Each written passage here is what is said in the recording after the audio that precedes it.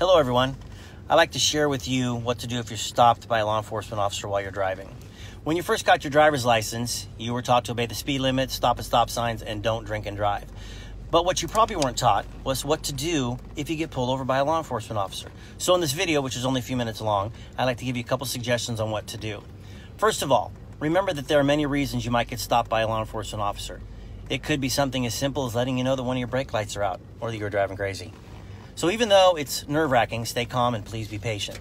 You wouldn't think so, but traffic stops are one of the most deadliest situations that law enforcement have to deal with. When we walk up to a car, we don't know who's inside or what's going on in the car, especially if we can't see inside. Because of that, there are certain things that make us nervous, things that send up red flags. And a good plan is just to help each other avoid them. For starters, if you have tinted windows, roll them down, all of them, front and back. We need to be able to see in the car. Also, when you're being pulled over, and as the officer approaches your car, please keep your hands on your steering wheel.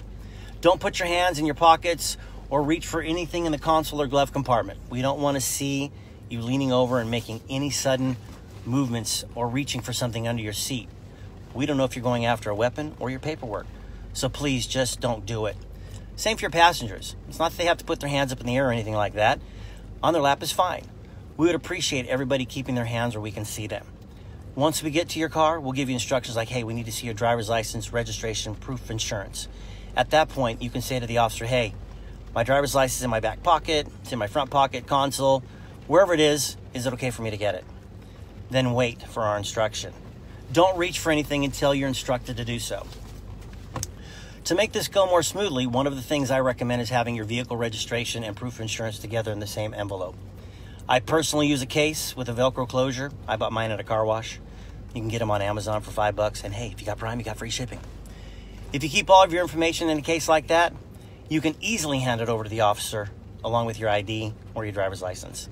And a little hint for those of you that have the last 10 years of your registration and insurance renewals, throw them away. You don't need them. Having to dig through all those papers just makes this whole process take longer. You just need one, and that's the current one. Most of us will ask you if you have any guns, knives, hand grenades, bazookas. Not that you have any bazookas, but hey, it breaks the ice. Let us know if it's in your console, your front pocket, or wherever it is. But for goodness sake, please do not say, yes, I have one right here, and then start reaching for it. Don't do that.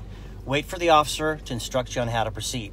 And for those of you that have a CCW that allows you to carry a firearm, let the officer know right away while your hands are still on the steering wheel. We'll give you instructions on what to do. Once we have your license and other information, our dispatchers have to verify that everything is valid. Depending on how busy the dispatcher is with radio traffic and other calls, it may take a few minutes and it might feel like it's taking forever, but we want you to get on your way as soon as possible so please be patient. Hey, we understand that getting stopped is inconvenient, frustrating, or even scary. And you might get a ticket, and you might get a warning, and you're nervous. As I said, we're nervous too. Let's just be respectful to each other so that we can all go on our day when it's over. So the simple rule to remember is just this: no surprises. We have a job to do, and we want your contact with us to be positive, and we want to make sure that after this stop, we go home safely and that you go home safely. But whether you get a ticket or not, remember, a ticket is not worth a life, not yours or ours, and all lives matter. I encourage you to share this video with your children, your family, your friends, to make sure everybody is educated and that we can work together to make traffic stops stress-free as possible with everybody involved. On behalf of thousands of officers, thank you for watching this, sharing this video. Again, we thank you and have a great day.